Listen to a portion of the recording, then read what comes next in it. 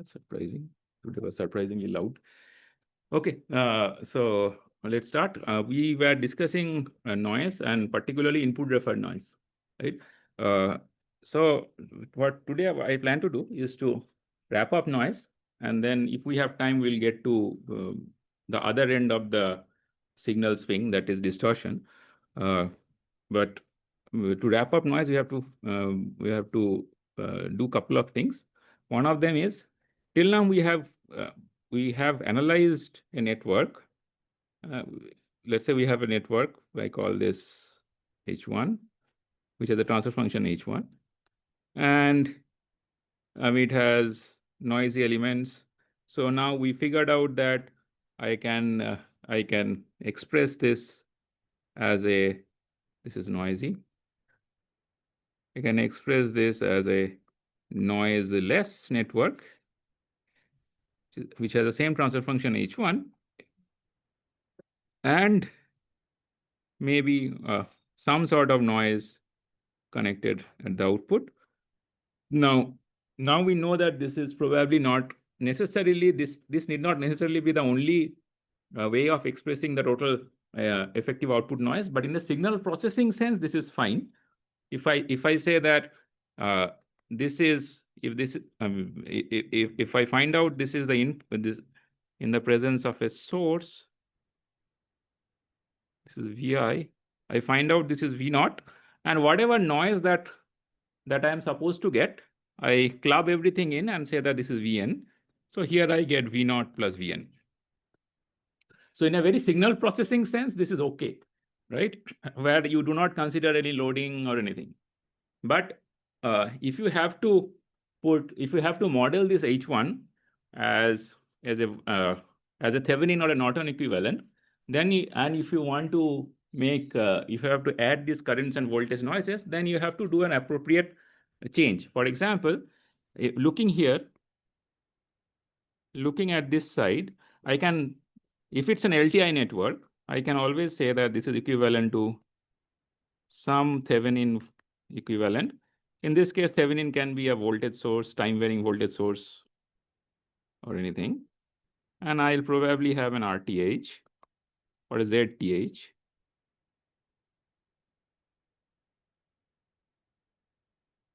Right? And I want to model the what is the effective output noise. So then obviously one of the ways to model it is to say that maybe this is a noise source in series, right? Or I can say that this is a noise current source in parallel.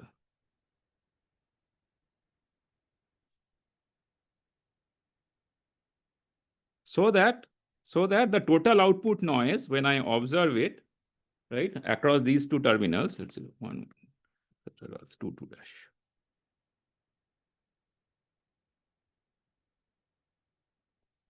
So that the total output noise that I observe across these two terminals are identical with respect to the network on the top, right?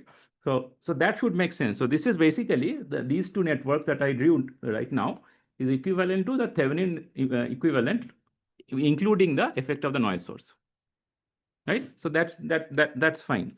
But then we saw in the previous lecture that if I have to refer everything back to the input, now the requirement of that referring back to the input comes because sometimes you would like to encapsulate the entire information into one data point, just like you encapsulate gain, or you can encapsulate impedance and so on. Instead of giving the entire network to your customer or to your user, you basically say that I have so much gain, so much input impedance, so much output impedance. Similarly, you would like to also say what is the impact of noise on your network. So we instead of repeatedly saying that I have an output equivalent voltage noise of this much or output equivalent current noise of this much, we can also say that there is some input referred voltage or current noise, and and we saw that this can be represented as this combination. You have some Z in so on. And this becomes your 2-port, including the impact of the noise. Okay. And when you have a source, then it is up to the user to decide what should be the strength of the input signal that the user of this block needs to provide, so as to ensure that the noise that so that the signal doesn't go under the noise, right? What I mean is, so let's say your voltage noise in time domain, it's always useful to visualize things in time domain as long as it's possible. Let's say your voltage noise has profile looks like this in time domain, something like this. I don't know, difficult to draw random noise. But let's say your sinusoidal input is something like this. What happened? I didn't guess. Okay. Or your sinusoidal input looks like this. Yeah, right. So too much noise looks like. Maybe it's a feature. If you draw, I mean, combination of black and yellow on this goes to white. Didn't go off, right? Okay, good. So if I say that my signal is like this, then without even doing too much analysis, I see that probably the signal amplitude is way below the effective noise amplitude, even though noise amplitude, that term doesn't make sense, right? So you have to basically look at the distribution of the noise and see what is the, among all the possible scenarios that you have found, what is the noise amplitude, what is the 3 sigma noise amplitude, right? Because what I basically mean is that instead of saying it aloud, I can as well show you. So let's say you take a resistor and you observe the noise voltage here, right? And you take snapshots of that noise voltage at various points of time, right? So you take snapshots with respect to time. You are going to get some point here, maybe some here, some here, some here, some here, something like that, correct? And you draw an histogram of this. So I draw an histogram. This is there. And I say that, let's say this is the amplitude of that. Let's say this is amplitude. Right. So I find out the amplitude of these, whatever I get. And I say that maybe between 0 to 1 millivolt, I cut out a bin. Between 1 millivolt to 2 millivolt, I cut out a bin, and so on. Right.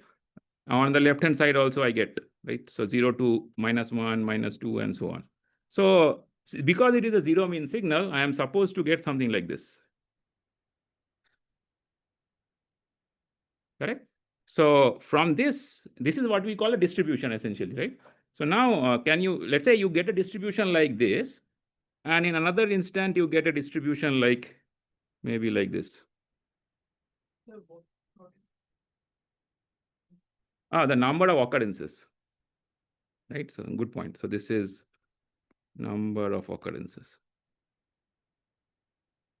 of so let's say this grid is 1 millivolt, this is 2 millivolt, this is 3, and so on. So within each of these steps, how many times I am observing those process, right? So another case I get something like this. So clearly the green one has smaller noise than the red one, right? So in a way, if you see that, what is the 3 sigma for the red one, and what is the 3 sigma of the what is the 3 sigma distribution of the red curve with respect to what is the 3 sigma distribution of the green curve? So clearly the 3 sigma distribution of the red curve will constitute of a larger amplitude, correct? So which means the noise of the circuit will be more if the behavior of that Vn and In follows the red curve with respect to and not the green curve, correct? So intuitively, that's what we are saying, which means that if you know this noise distribution, then you can basically say that if my signal, let's say, has an amplitude of this much, or rather, if I say that if my signal has an amplitude of this much, then obviously I will be able to discern the signal better if the noise has a distribution with corresponding to the green one and not with respect to the red one, right? Because if the noise has a distribution similar to the red one, then my signal will mostly be under the noise, right? In most instances, and if we have something like a green one, then we'll have less noise, right? So essentially, that's why this entire information, this is a time domain or statistical information. We do not really show this statistical information all the time, because for this you have to do like infinite number of experiments, right? So instead of doing this, we show PSD, right? So that PSD, from the PSD information.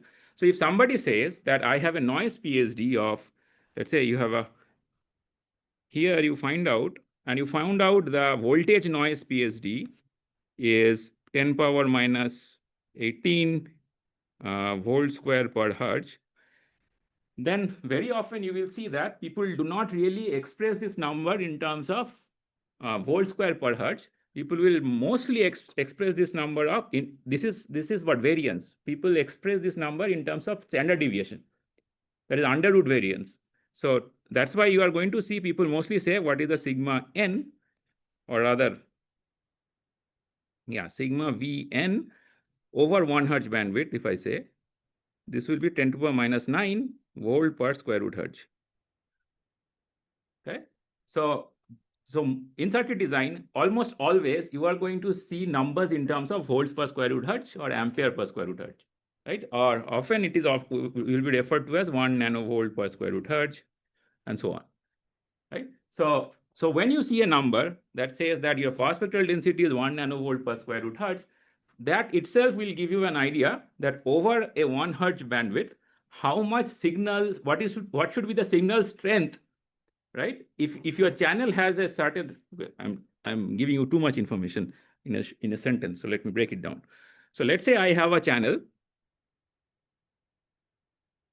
Let's say I have a resistor, or let me just say I have a network,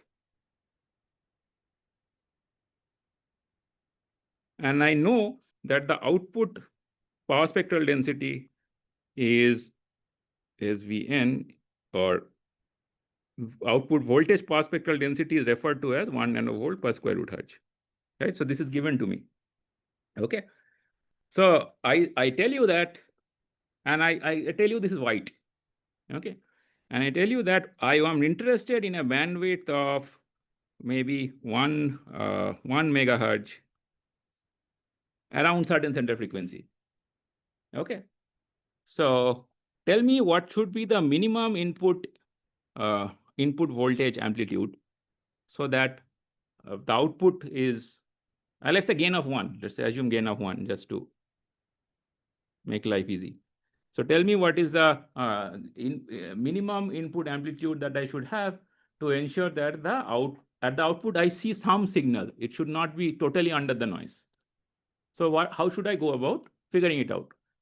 Because in principle, if you look at the histogram, there is always a data point which goes to infinity, right? It's possible, right? But if it's not likely, then I do not bother, right? So that's why people really do not go to histogram. People say that we are only going to look at the power spectral density, and we are going to look at the power content within the bandwidth of interest, right? So what will be the power content? Again, power means in this case volt squared, not watt. Okay, so what is the power content within 1 megahertz bandwidth? So it will essentially be SVN times 1 megahertz, right? Because this is volt squared per hertz, right? So output I'll get the variance over this 1 megahertz bandwidth, right? So this will be what, 10 power minus 18 times 10 power 6, this 10 power minus 12, right? Volt squared. So what is the, so this is what? This is variance. So what is the standard deviation? 10 power minus 6 is 1 microvolt.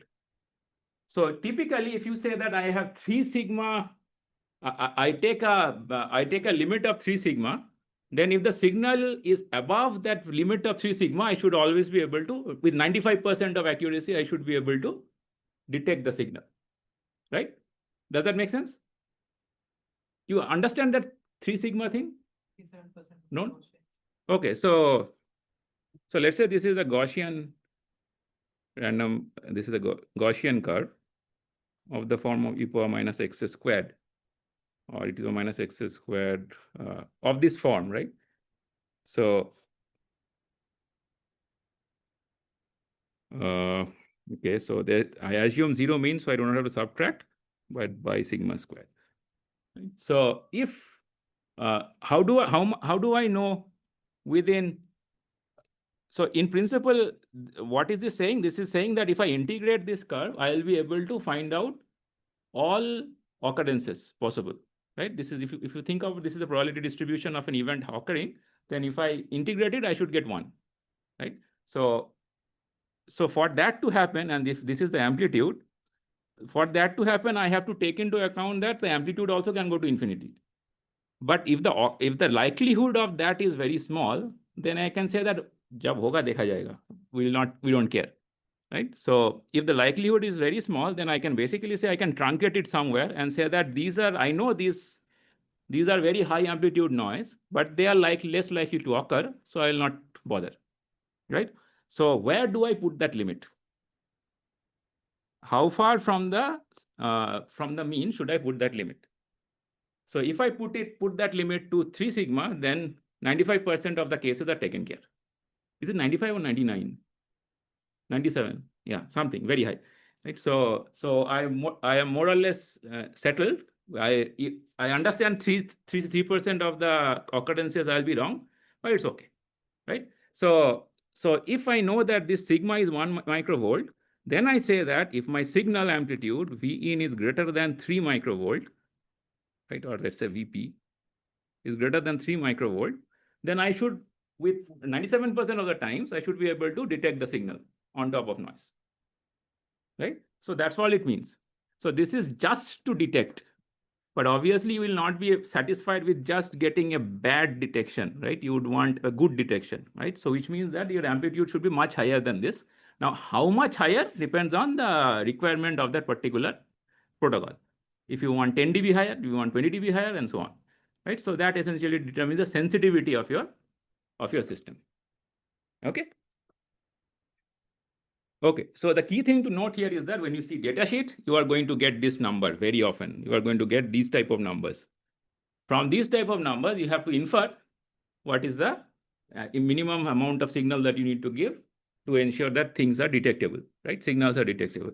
And very often you are going to get this number in an input referred basis, right? When I say input referred basis, and I essentially mean that if the input is infinite and infinite impedance and so on, let's assume that, so that I can get rid of one of the sources. So let's say this is Vn. People are going to say that this has a input referred noise has a pass spectral density of, let's say, 2 nanovolt per square root hertz. Right? So this will be given to you. Now it is your job to infer what are you going to do with whatever is driving the network. Right? So you have to ensure that the signal strength, right? So whatever is the signal strength, what is the Thevenin equivalent signal strength that this guy is driving with, while taking into account there will be an input impedance should be much higher than this 2 nanovolt per square root hertz, right? So that's what it means, right? Okay, so intuitively, I hope this is clear that. Okay, let me use a different color because. So you have a sinusoid here. So when you drive the sinusoid, you are going to when you are driving this when you are putting this source with in front of your block, you are going to get a signal swing, right? You are going to signal swing at this node, and this signal swing at this node will be a function of both this Rin and Rs. Correct? Now you take into account the fact that there is a Vin, right? Now the same thing, the Vn is getting loaded with both Rs and Rin, but I assume that Rin is much higher than Rs because I neglected that current source anyhow, right? So if I assume that, then this swing itself is 2 VPP. PPP is peak to peak, or rather I should say VPP. This swing is VPP. So all you have to ensure that this VPP is much larger than the 3 sigma of Vn. Right? I took up the 3 sigma just like that. Depending on the process, you might want 6 sigma, right, and so on, right? should be greater than the minimum acceptable noise. Right? So that's how you go about thinking about designing something. And that is why you should be able to readily appreciate when you are in charge of designing this block, right? You are in charge of designing the stuff on the left. You do not want to think of what is going on inside the stuff on the right, right? So you want a compressed answer. And the compressed answer is what is the input referred noise for the subsequent block, right? So this Vn gives you that compressed answer, okay? Along with obviously the input impedance and so on. Okay, so does that make sense? Okay, fine. So now next thing is, so let's say I put multiple of these blocks in cascade. Okay, so let's say I put, so now let me talk about amplifiers. I'm not going inside the details of the amplifier, but let's talk about amplifier. Let's say this is A1, this is A2, two of them together, right? Again, I'll take the approximation that the input impedance is very high.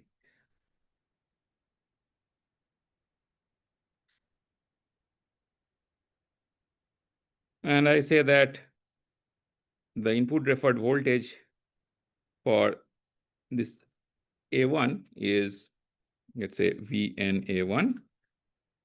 And this case is VNA2. Okay. Let's further assume that the output is 0. Output impedance is approximately 0.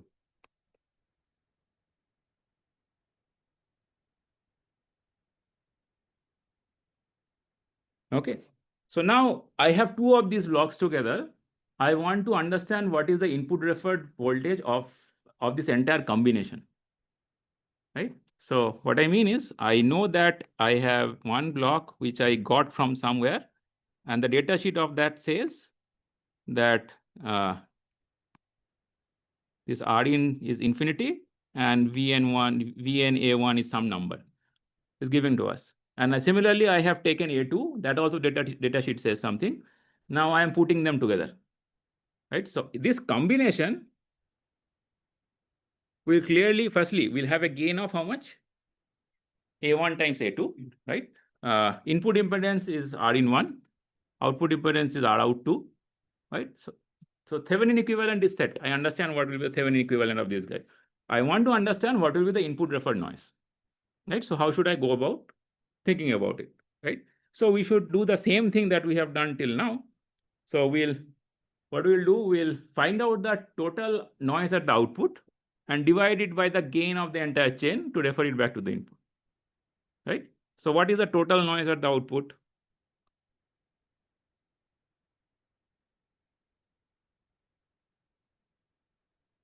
So it will be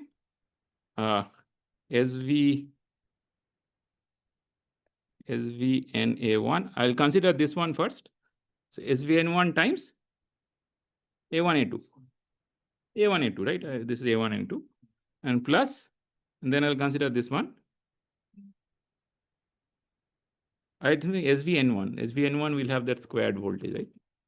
So, and then the second one will be SVNA2 times A2. So this will be the output referred noise, right? But I want to model it as an input referred voltage noise. So what should I do? Yeah, divide by the entire gain, right? So how do I think about input referred noise? I am saying that, so this entire block should be noiseless, and I should have something at the input so that the output noise still is SVN out2, right? Does that make sense or no? I see blank faces. If it doesn't make sense, tell me, I'll repeat. Okay, so how do I go about finding out input referred noise of any block? Because noise does not reside at the input, right? So how do I go about modeling the input referred noise? What is the algorithm? I find out the total noise at the output.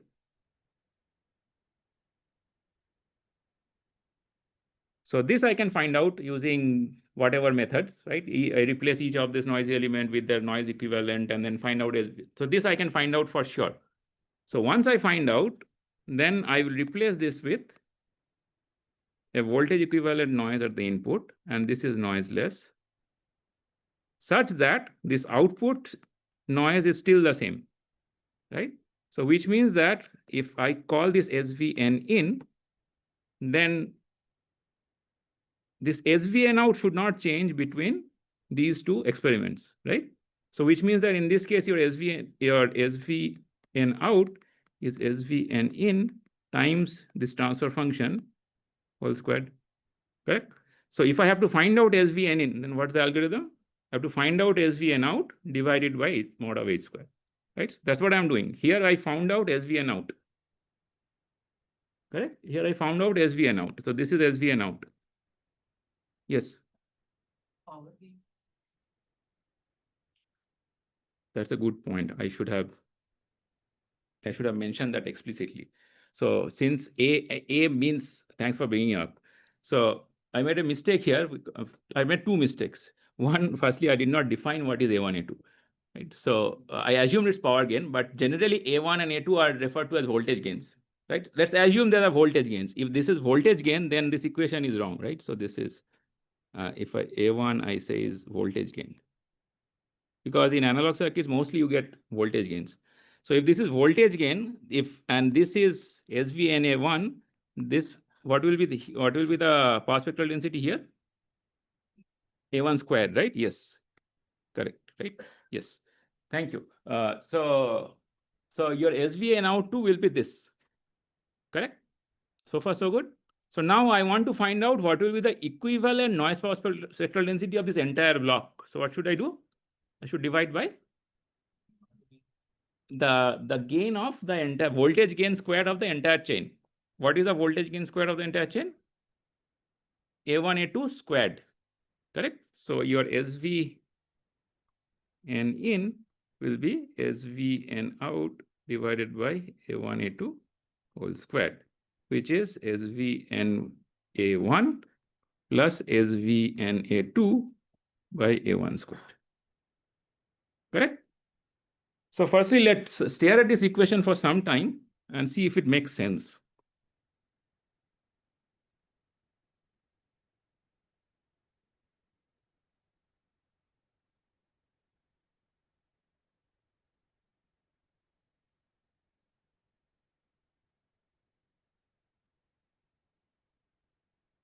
So does it make sense that the input referred SVNA1 comes as is? It should make sense, right? Because it's directly getting connected to the input, right? So that noise should definitely be there, right? But what about the second term? Does it make sense that it is getting divided by A1 squared? Firstly, second term should be there, right? Because I have two noisy blocks. Both of them are adding noise. So I should expect an additional noise, right? So that's good. The second term is there. But what is it telling you? It's basically telling you that the noise contribution of the second block is getting divided by the gain squared of the first block, right? So the question is, does that make sense? It essentially basically means that as a designer, if I go about thinking about it, I will basically say that if A1 is very high, then I don't have to bother with the noise of A2. Correct? That's what it is telling me, isn't it? So my job becomes easier, right? If I make the first block to be very good in terms of noise and very high gain, I don't even have to think about the noise of the subsequent blocks. So that's good for a designer. So now my question is, does this equation make sense? And if it makes sense, what is the intuition behind it?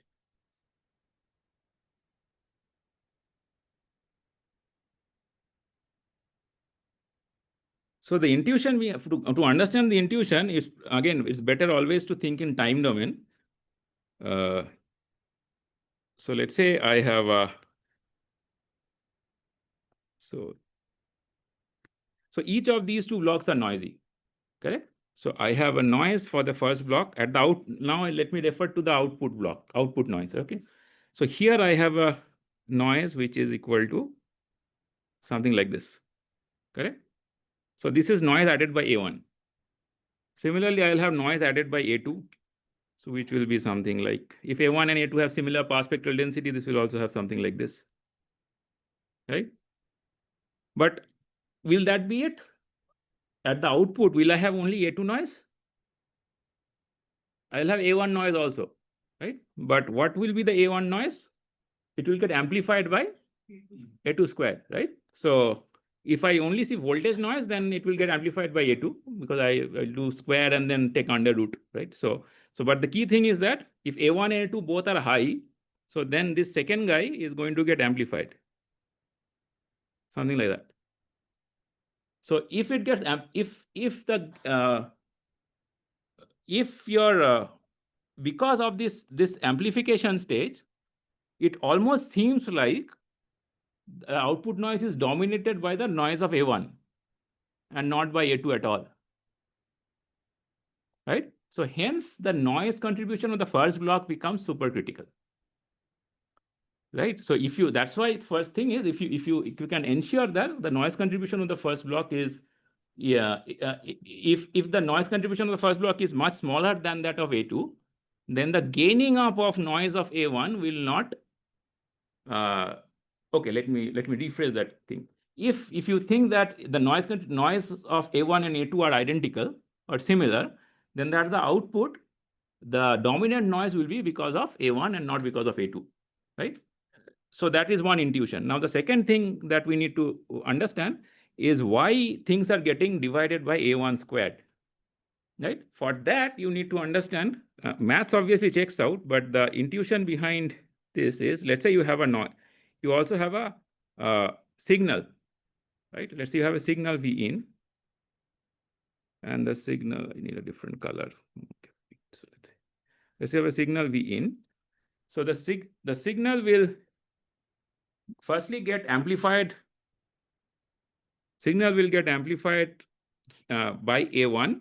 So I'll get an increased signal, right? And then it will get amplified by A2. I'll get an even higher signal, right?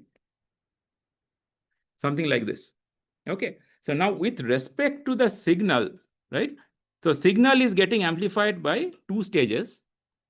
And if I refer the noise to the input of each stage, if I refer the noise to the input of each stage, Vn1, Vn-A1, and this is Vn-A2.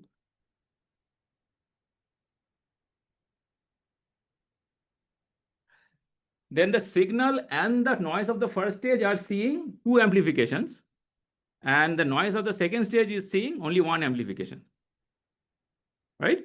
So that is why because both the signal and the noise of the first stage are going through the same transfer function, right? So that is why, but the noise of the second stage is only seeing the gain of A2. That is why the effect of the noise of the second stage is diminished by the gain of the first stage, because the game is what is the difference between the signal and the noise. And by virtue of having a noise by amplifier at the first stage, you are increasing the gap between the signal and the noise. Or you can also think of, you are increasing the gap between the noise of the first stage and the noise of the second stage, right? So when you are designing anything, you are designing multi-stage amplifiers. That is why you'll see that a lot of focus goes in what is the noise of the first stage and what is the gain of the first stage. So in an RF chain, that is why you have this block called low noise amplifier, right? So the low noise term is there specifically to hammer in the fact that it has to be very low noise, and it's amplifier because it has to be it has to give signal amplification, so that I do not have to bother about the noise contribution of the subsequent stages. Okay, so that's the intuition behind even the math behind why this is so. Okay, any questions so far? Okay. Each of the stages, why don't we just have low noise amplifiers? Good question. So why don't we? It's a very good question, in fact. So why don't we use same very good amplifiers across all stages? That's his question. Anybody wants to give it a shot? Then answer to. No doubt the noise will be very good, right? But any comment? I have not even touched with swing limit. If they're identical, then obviously there will be swing limit issue, but let's not get into swing limit. Only in terms of noise and power. Can you comment? Yeah. So SNR is proportional to power. So the LNA of the power to reduce the noise. So adding subsequent LNA. yeah, effectively that, right? So how do I reduce power noise, or say, how do I increase signal to noise ratio of any block?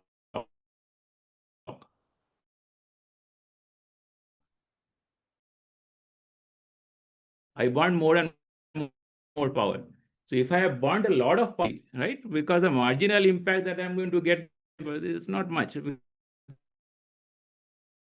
Because contribution of second stage is not that less power, right? So that's why you do not have to bother. But I mean, if I complete the thought process that he pointed out, even though we have not got to that stage, so clearly you will also see that this if you have one gain stage after another, the signal swing will keep on increasing as you go along the stage, right? So now if you use nonlinear elements to make these amplifiers, swing means you will have increased nonlinearity as you go down the signal chain, right? So you have clipping, clamping, and all those things if your signal increases. But if you are clipping, clamping is an extreme form of distortion. Even before that, you are going to see, I mean, other distortion elements come in, distortion components come in, and the signal will become more and more unusable. So as the signal increases, your distortion will make your viability of putting multiple of these in cascade. No, I mean, the benefit that you might get might not be as much. Hmm? Yeah. Then you won't be having any problem. No problem, but why would I do that? Unless I'm trying to solve some other problem, right? So for example, when you use voltage buffers, that's essentially voltage gain of 1, right? But that is done in order to drive a very low impedance node. So in those cases, yes, you get away. I mean, you do whatever needs to be done, right? But yeah, good point. So if you have a voltage gain of 1, then you probably do not have that type of issues.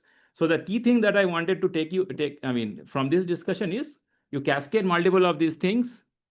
Not necessarily is overall noise is going to improve because their noise will be determined by the first stage, your first stage noise. But if you keep on cascading, you might get hit with a distortion later on. Correct? Because ultimately your swing limits will be determined by the power supply and ground, that difference.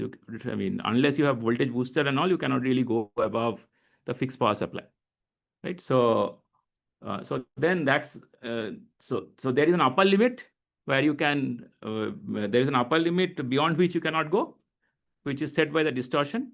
And there is a lower limit below which you cannot go, which is set by the noise. So the whole game of analog circuits is to figure out what are those limits and stay within. Right? So in order to figure out what are those two limits, you need to do two types of analysis well. One is a large signal analysis for distortion, and there is a very small signal analysis for noise. Right? So that's essentially most of analog circuits, how to go as far as analysis of the analog circuit is concerned. Okay. Any questions? If we have a fourth stage of open, do we need to also figure out the second stage, and because it's also contributing the noises? Yes. I mean, obviously, when you say, do you also have to figure out what do you mean by that? Can you elaborate? Actually, let's have a four cycle of them, and we already know like first is most impacting. Yes. And if we have a four stage, the second one is also impacting the second most. Yes, it is. So we also need to figure out how can we reduce the second. So ultimately, if you are, what are you essentially trying to do? If you are trying to figure out what is the effective input referred noise, then obviously you understand the first stage has the most impact, right? So if you only figure out the first stage and do not let everything be as is, you do not even analyze them, you are going to have some error, but the error will not be dominant. Yes. So obviously the first stage will be the most dominant. The second stage will be the second most dominant, assuming they have similar noises. If the second stage gives you like astronomically higher noise, then it's not going to help. But if they have all similar noises, then obviously the first stage will have the maximum noise, second stage next to that. The impact will go down. Right? So where do you want to truncate depends upon how much accuracy you want. Right? But for the back of the envelope calculation, first wave noise is fine.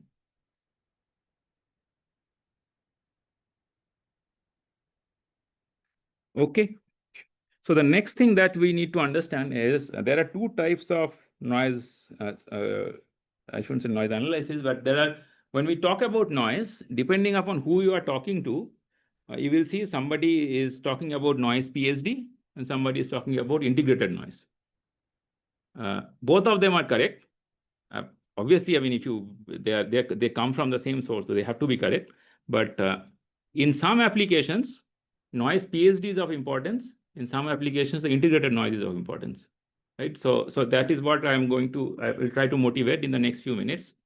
What are those situations in which a PSD might be important, and what are the situations in which the integrated noise might be of importance, and then spend few minutes in figuring out how to go about finding out integrated noise, right?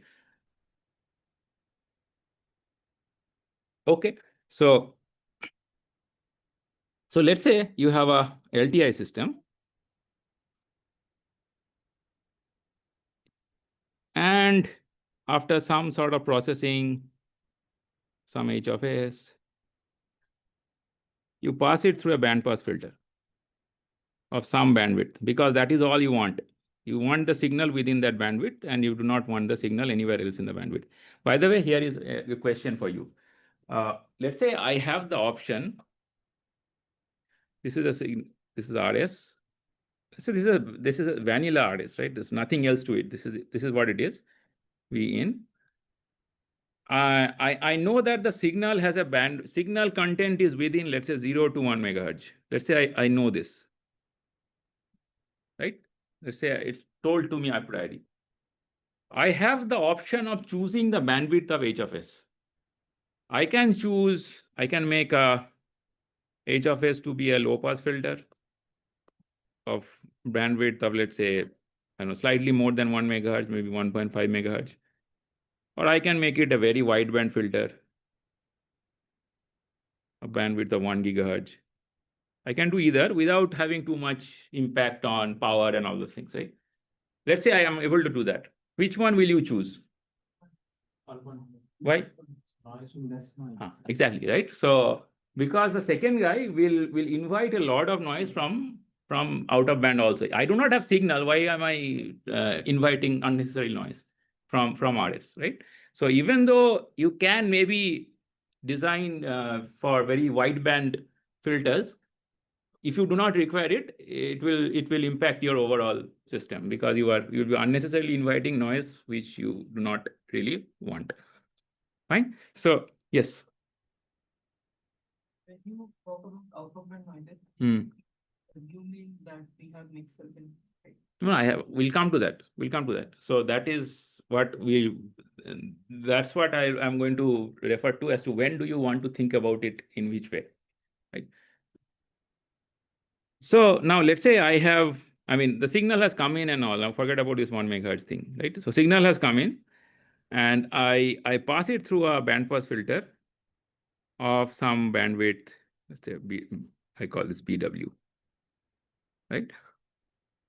So assuming the input noise is flat, and this is, let's say, 1 mega, this is, let's say, gain of 1. And let's say here the noise is input referred noise. The noise at this total noise at the input of this bandpass filter is Vn. Then the output noise will be total noise will be Svn times bandwidth. Correct? Okay. So now, if I have to understand whether this guy is noisy or not noisy, all I need to understand is what is the power spectral density, right? So the power spectral density information is sufficient in an LTI system, right? Because if I know the power spectral density, I can always scale it with the bandwidth and have a opinion whether it's a noisy, it's not low noise, high noise, or so on, right? So to make an opinion, only as the power spectral density information is good enough. But now let's see if you have a mixing, if you have switches in your network, right? If you recall, we talked about something right at the beginning of the course, where let's say this is a square wave, right? You are multiplying an input with a square wave, right? So when you multiply in time domain, in frequency domain, you convolve, correct? So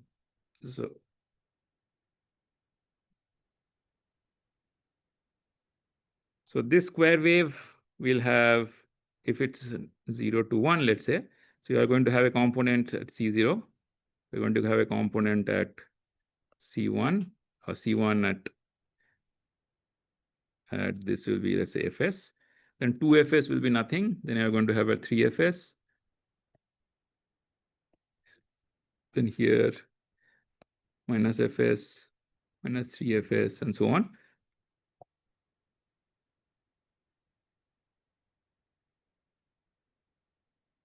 But now you are not multiplying this thing with a signal.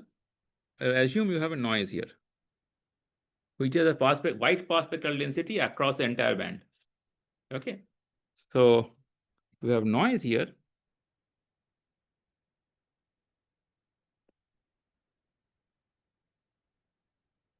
Okay. So what is going to happen? This noise PSD is going to convolve with each of these tones. Correct? So when it convolves with C0, it simply gets scaled up by C0, right? So because the tone is at DC. So let me draw it separately. So if I convolve it with C0, it gets scaled up by C0. So this is, if this is, let's say, SV. So this is then SV times C0 squared. Correct? Then it is going to get convolved with C1. Correct? So what is going to happen if I convolve with C1?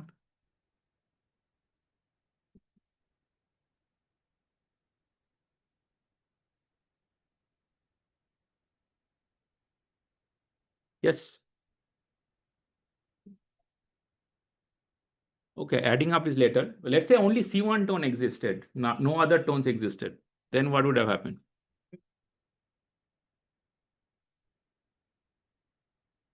No, let's assume C0, C3, everything is 0. Only C1 existed. Then how would I have analyzed this? Pardon?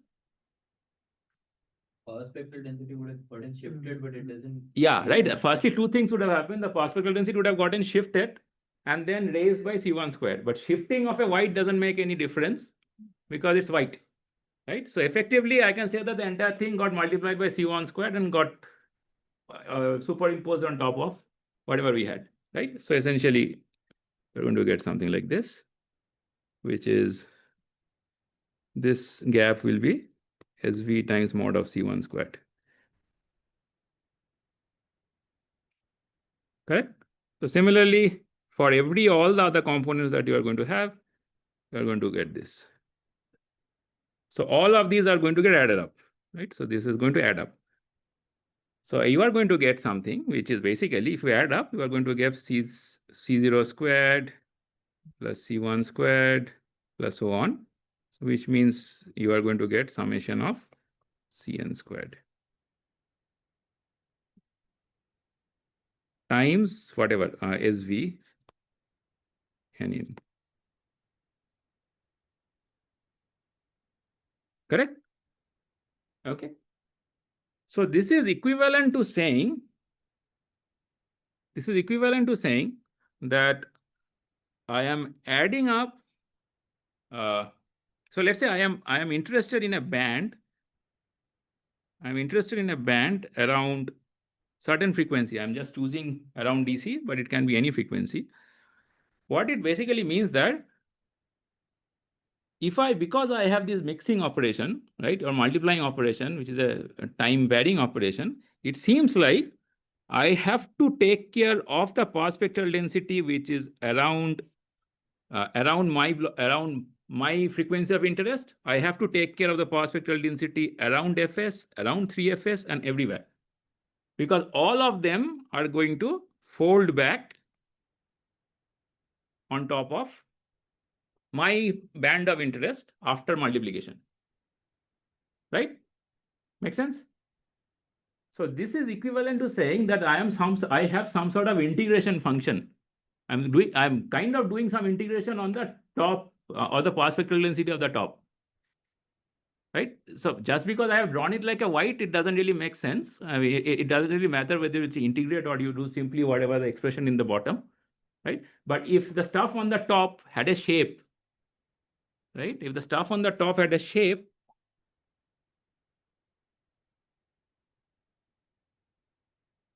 so if let's say the noise to start off was maybe something like this. It's not a distribution, it's power spectral density, something like this.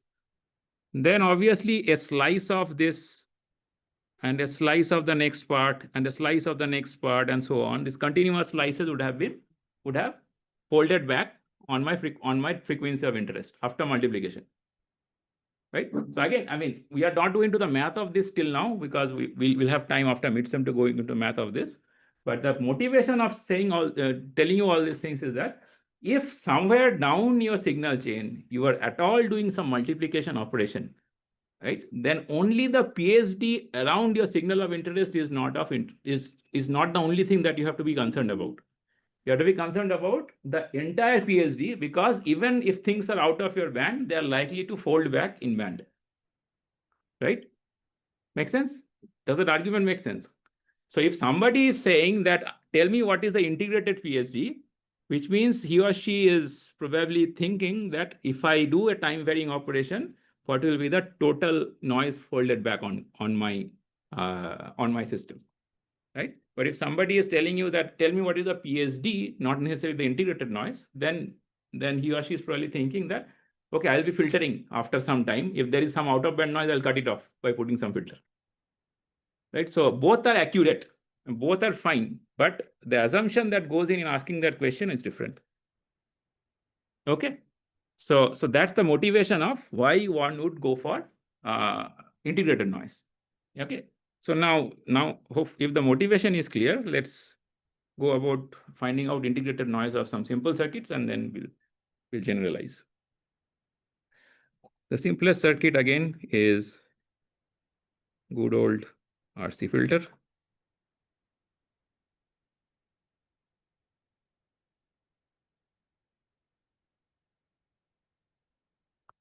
What is the power spectral density?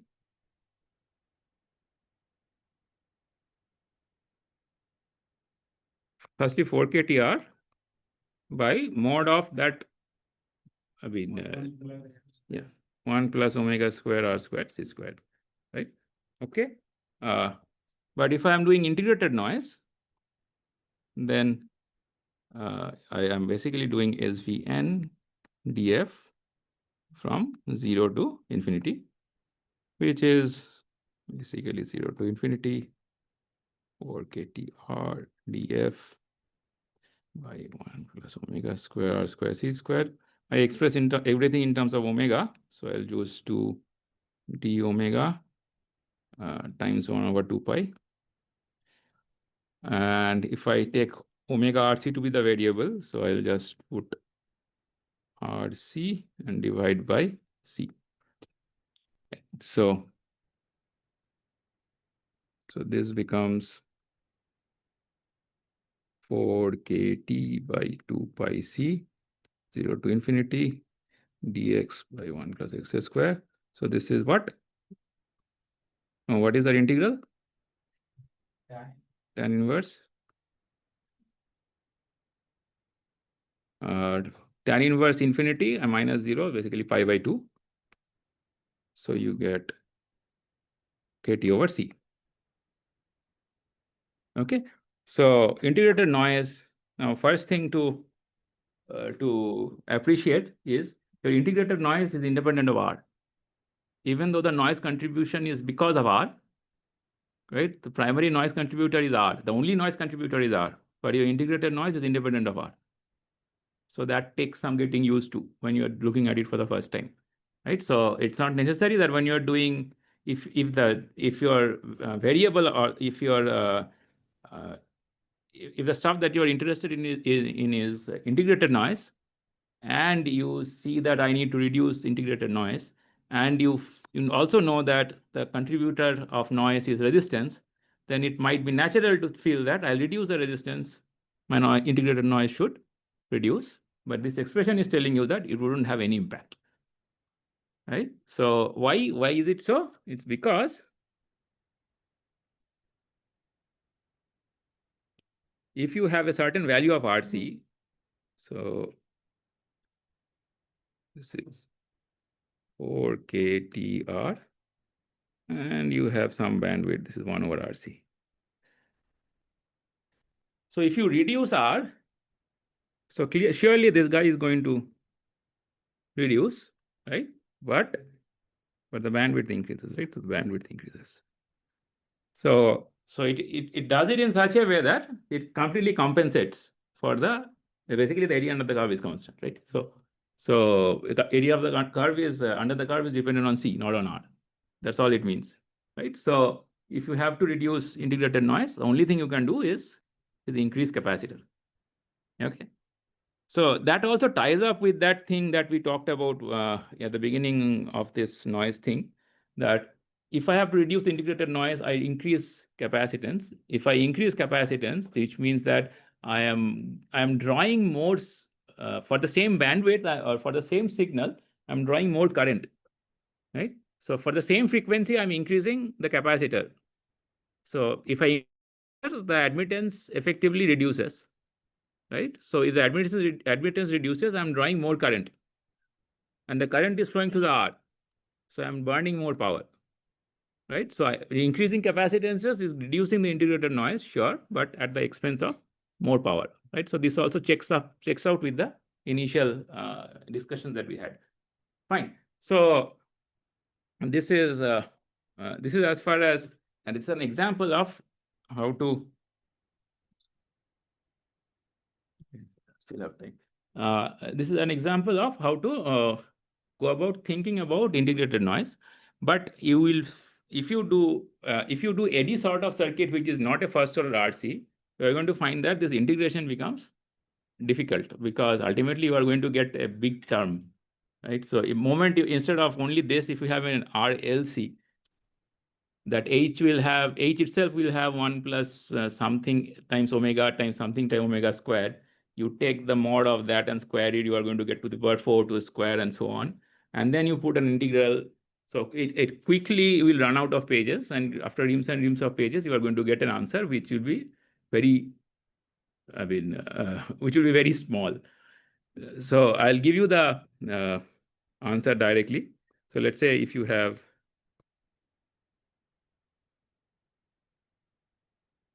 something like this,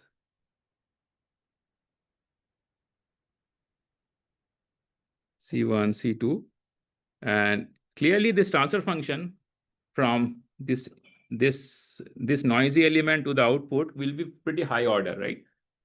What will be the order?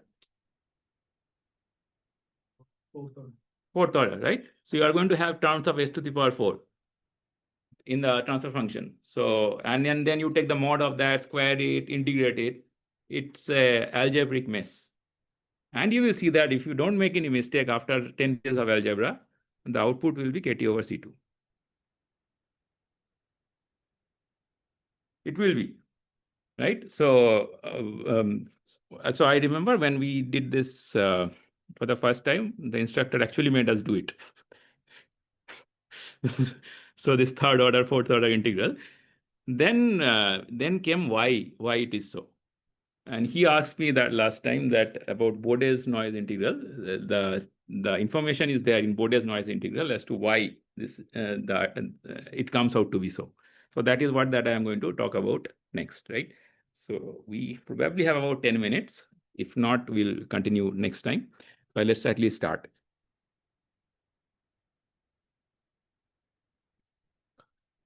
So let's say I have again an RLC network.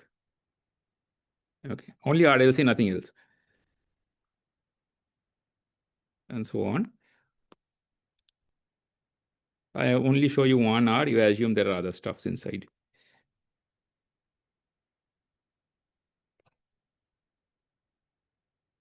And I'm interested in finding out that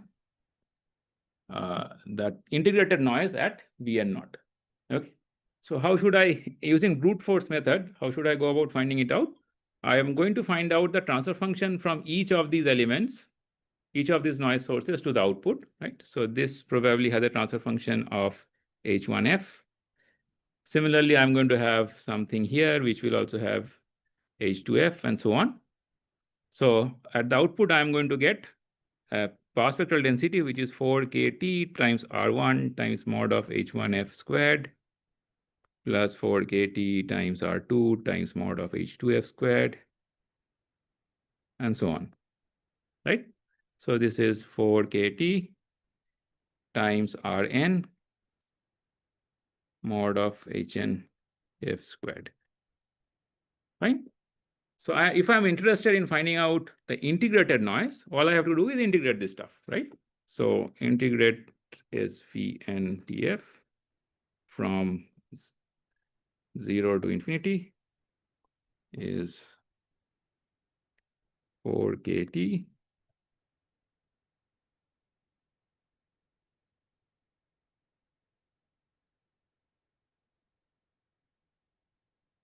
okay. So Rn is independent of F. I can take it out. Sorry. So here we'll have summation.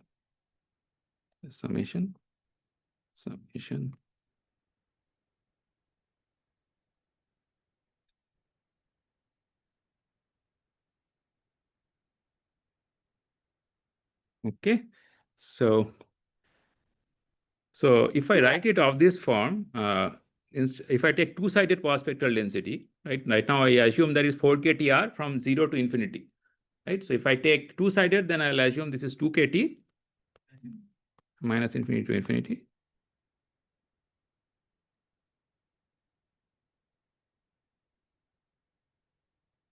Okay.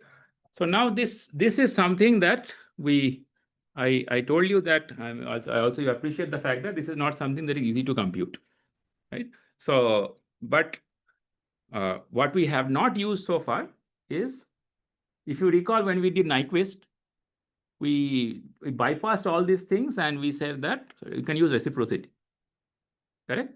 While using reciprocity, we put some instead of having the excitation within the network, we said that we are going to pull out, have the excitation on the output, and then find out, and then this is equivalent to the power dissipation and so on, correct? But here I am integrating that thing, right? So okay, before I jump the gun, so I can express this guy using Parseval's theorem, right? So this is what is basically telling us. It's telling us that I am integrating the mod of H of F squared for forget about that summation. If you have some transfer function H of F and you do mod of H of F squared df integral using Parseval's, what can I say? I can do it in time domain also.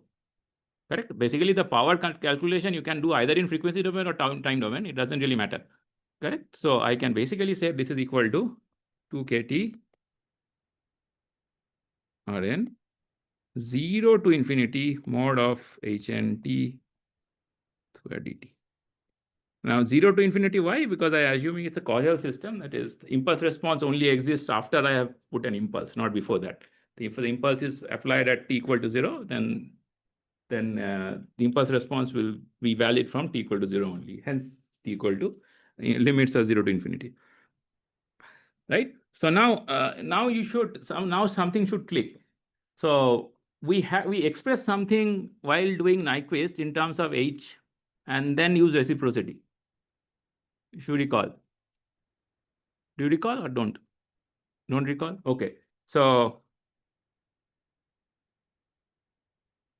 what is H? By definition, what is Hn? H of t. It's the impulse response. Meaning what? What does impulse response mean? It's in the name, right? What does an impulse response mean? Right? So it means that you have applied an impulse and you are finding out its response at the output. Right? So here, where am I applying the impulse? What is this impulse response H1 of t, let's say? What do I mean by that? No, not noise. In the place of the noise source, yeah, in the place of the noise source, I have an impulse input. right? And you have similarly for R1 I have, similarly from R2, for all Rn I have. Each of them is giving me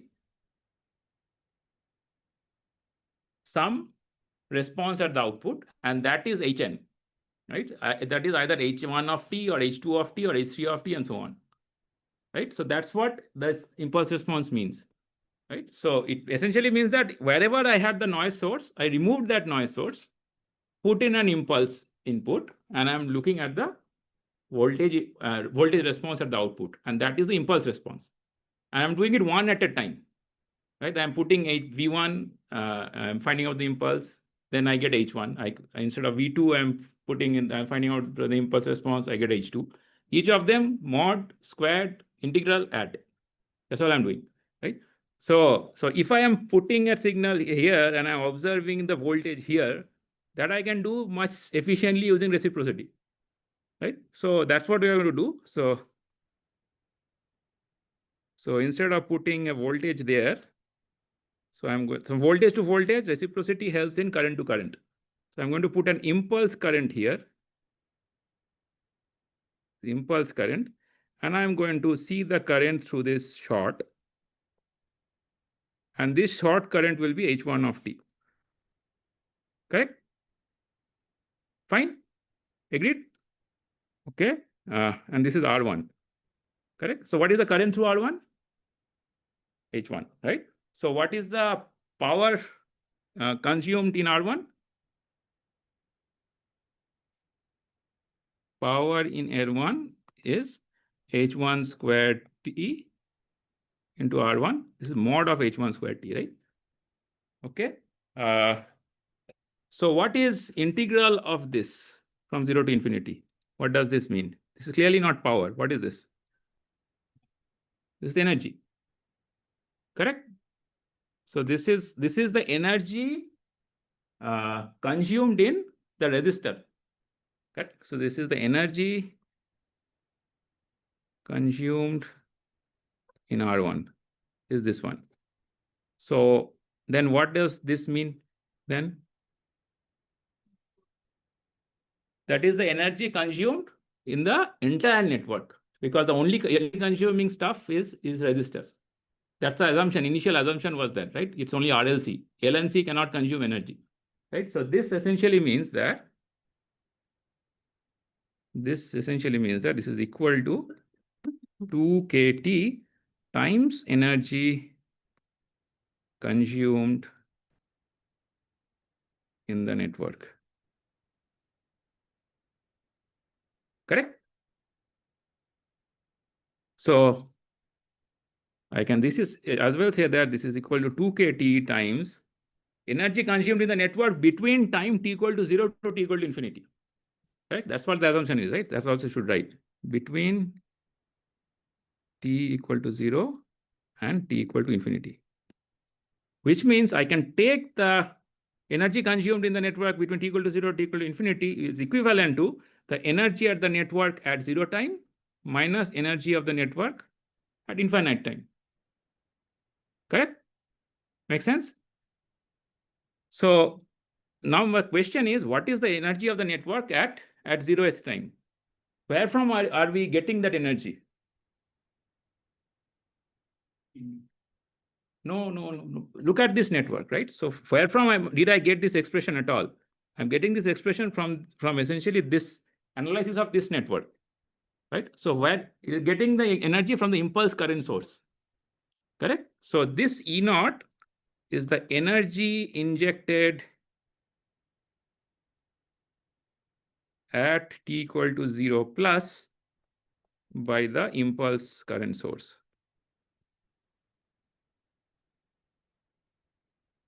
Right? So we are out of time, but just to finish the thought, do you think finding out the energy in a network when I have only an impulse current source at time t equal to 0 is an easy job or a difficult job?